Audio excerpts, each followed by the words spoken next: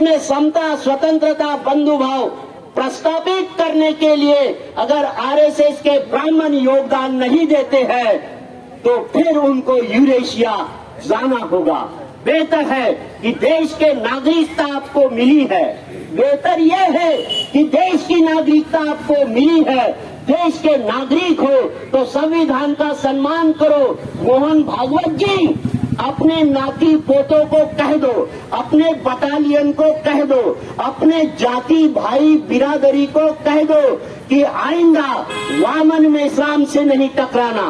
तुम बाबा साहब से टकरा गए हो, तुम महात्मा फुले से टकरा गए हो, लेकिन वामन मेश्राम से मत टकराना, क्योंकि वामन मेश्राम ने वो जाबाज बच्चे पैदा किए हैं जो हजारों की तादाद में है।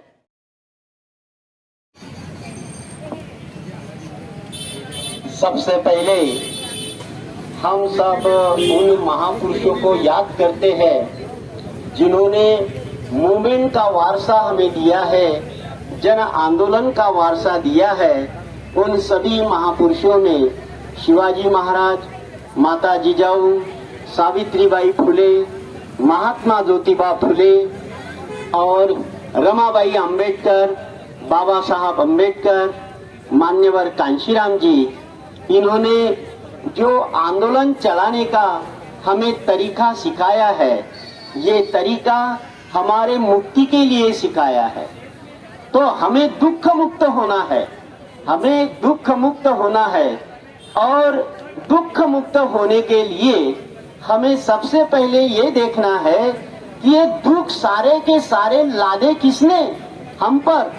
तो सबसे पहले इस देश के अंदर जो यूरेशियन ब्राह्मण है, उन यूरेशियन ब्राह्मणों ने हमारे लिए दुख पैदा किया है, बहुत बड़ा दुख पैदा किया है कि उनके पुरखों ने हमारे देश के ऊपर आक्रमण करके हम लोगों को गुलाम बनाया है। हम गुलाम है, हम सामाजिक दृष्टि से गुलाम है, आर्थिक दृष्टि से गुलाम है, शैक्षणिक दृष्टि से गुलाम है। हम नौकरशाही के अंदर हमारा कोई स्थान नहीं है, ना ही इस देश के जो गवर्नमेंट यंत्रणा है उसमें भी हमारा कोई स्थान नहीं है। इस देश की न्यायपालिका है, सारे के सारे जजेस ब्राह्मण है, हाई कोर्ट के जजेस सारे के सारे ब्राह्मण है। इस देश का मीडिया ये ब्राह्मणों के कब्जे में है, और इस देश की केंद्रीय मिनिस्ट्री ये 98% ब्राह्मणों से खचाखच भरी हुई है। अगर हम राज्यसभा में देखते हैं तो वहां भी ब्राह्मण बड़े पैमाने पर है।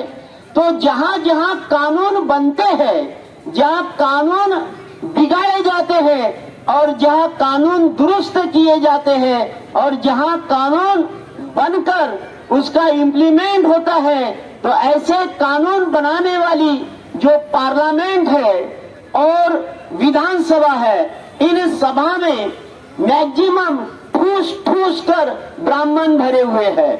जो ब्राह्मण इस देश में विषमतावादी व्यवस्था को बनाए रखना चाहते हैं, लेकिन वो विषमता लादना चाहे, लेकिन विषमता को बर्दाश्त करना ये हमारे बस में नहीं है। हम आंदोलन करेंगे, जन आंदोलन करेंगे। अभी आने वाले समय में हमारे पास बहुत वक्त है, हो सकता है कि जन आंदोलन से भी अगर कोई बड़ा हथियार हम इन्वेंशन कर सकते हैं या डिस्कवरी कर सकते हैं, तो आने वाले दिनों में जन आंदोलन से बड़ा हथियार क्या हो सकता है, उसकी तैयारी में हमारे साइंटिस्ट लोग जुड़े हुए हैं। जो सोशल साइंटिस्ट है, पॉलिटिकल साइंटिस्ट है, वो लोग जुड़े हुए हैं। जब इन्वेंशन हो जाएगा तो उस हथियार का इस्तेमाल होगा। बेहतर यह है कि जिन्होंने इस देश पर कब्जा किया है उन्होंने अपना कब्जा छोड़ देना चाहिए। जिन्होंने इस देश पर कब्जा किया है उन्होंने वो कब्जा छोड़ देना चाहिए। जिस तरह इस मुल्क पर जो अंग्रेज लोग शासन करते थे, उन्होंने अपना कब्जा छोड़ दिया। उन्होंने अपना कब्जा छोड़ दिया, लेकिन हमें क्या पता था कि एक विदेशी जाने के बाद दूसरा विदेशी इस मुल्क का शासक बनेगा। हमें पता नहीं था, लेकिन इस देश के अंदर जिन्होंने ये चालबाजियां की, जिन्होंने ये चालाकी की, बहुजन समाज को गुमराह करके जिन्होंने ये चालाकी की, उन्होंने अंग्रेज जाने के बाद इस देश का प्राइम मिनिस्टर ब्राह्मण को ही बना दिया। और ब्राह्मण को बनाने के बाद 5 साल इलेक्शन नहीं हुए, और इस 5 साल के मौके में उन्होंने क्या किया, बिना इलेक्शन से जो बड़े बड़े स्टेट थे उनके चीफ मिनिस्टर बना दिया, बिना चुनाव से, बिना इलेक्शन से। और उन्होंने केंद्रीय मिनिस्ट्री भी बना दी। और इतना ही नहीं, तो बड़े बड़े जो ओहदे हैं वो भी बिना चुनाव से दे दिया। और 5 साल के अंदर ब्राह्मणों की इस देश के अंदर हुकूमत मजबूत हो गई। जब उनकी हुकूमत मजबूत हो गई तो 1952 में उन्होंने चुनाव करवाया, और 1952 में चुनाव करके मेजॉरिटी में उन्होंने 70% ब्राह्मणों को टिकटें दी। अरे जिनकी तादाद इस देश के अंदर 3.5% है, उनको 60%, 60% टिकटें दी। इतना ही नहीं तो उनको चुनवा के लाया, और पहली ही पार्लियामेंट के अंदर ठूस ठूस के ब्राह्मण भर दिए। वो किन्होंने भरे? तो ये आरएसएस के लोगों ने भरे, आरएसएस के लोगों ने भरे।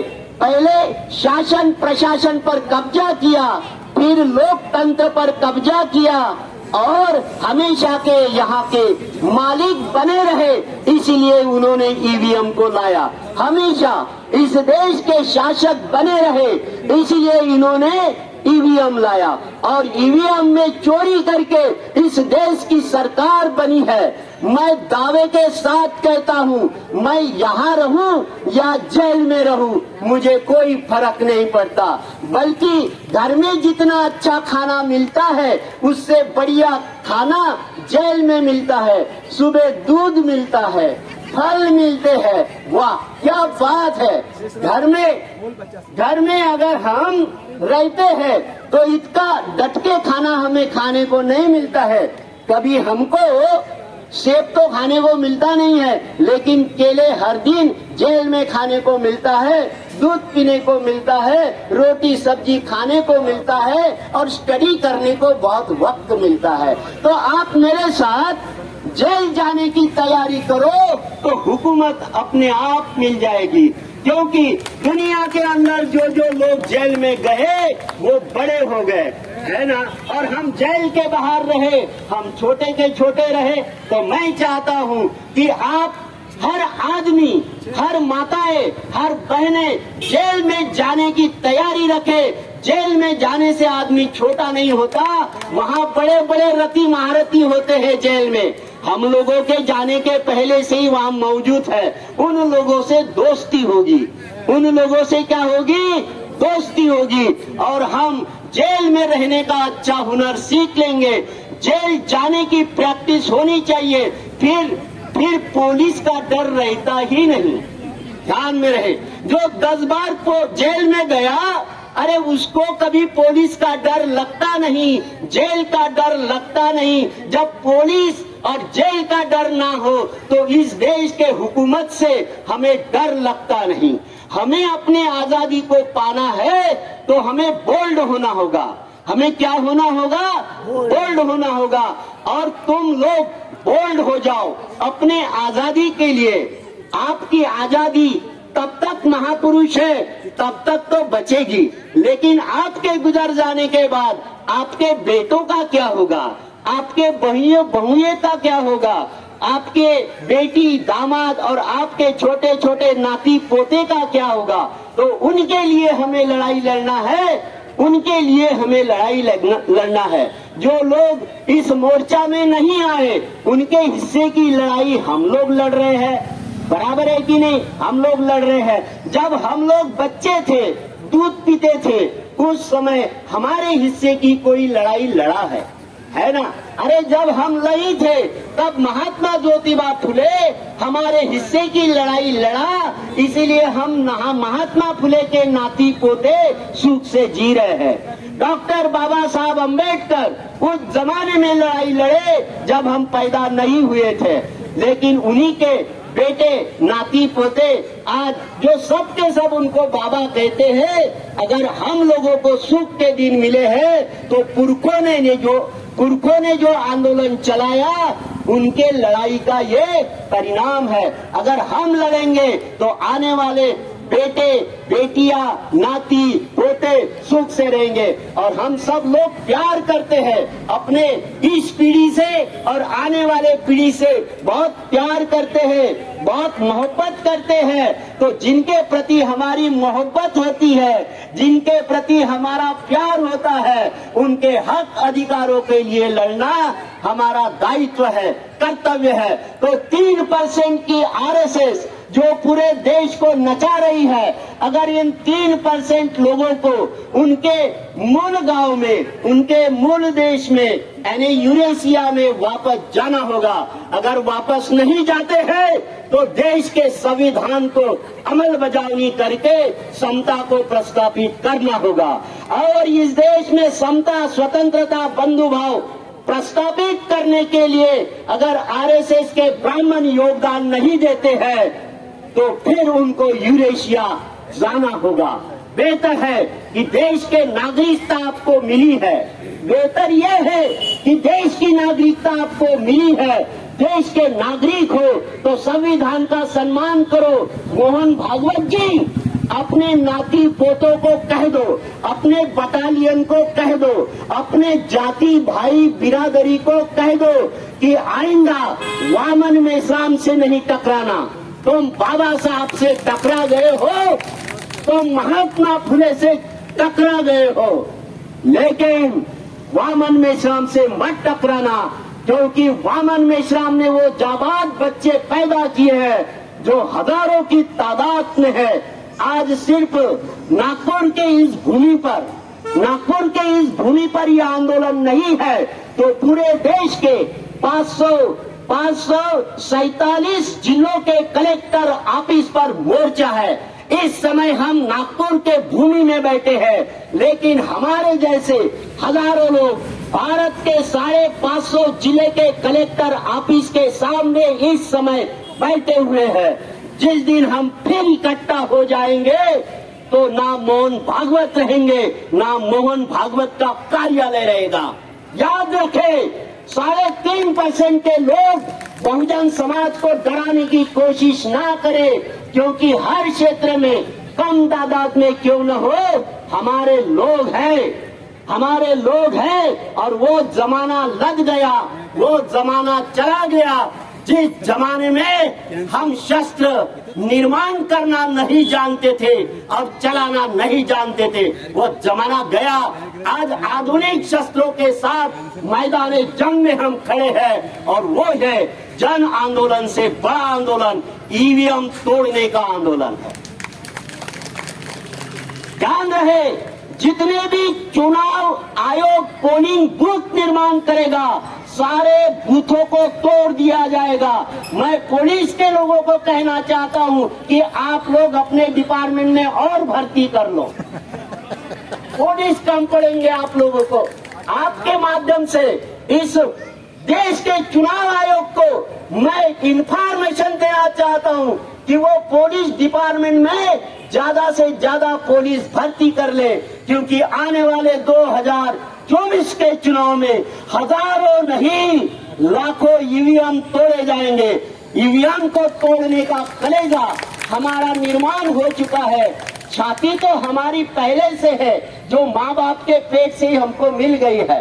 माँ बाप के द्वारा छाती और सीना हमें मिल गया है, लेकिन हमारे कलेजों को मजबूत करने वाला वामन मेश्राम, उसके युग के हम सैनिक हैं। आप गवर्नमेंट के सैनिक हो सकते हैं, हम समाज के सैनिक, हम समाज के सैनिक हैं। जो समाज के सैनिक अपने इस देश के संविधान को बचाने के लिए पैदा हुए हैं। अरे गहरे नत्तू खैरे की हम औलाद नहीं है, जिन्होंने 1818 में भीमा कोरेगांव युद्ध करके इस देश के अंदर कानून का राज प्रस्तापित करने में योगदान दिया, उन जाबाज लोगों के हम बच्चे हैं। और बच्चे समझकर तुम कभी भूल मत जाना कि हम युवा नहीं बन सकते। हम युवाओं से बड़े युवा है, सब जन युवा है।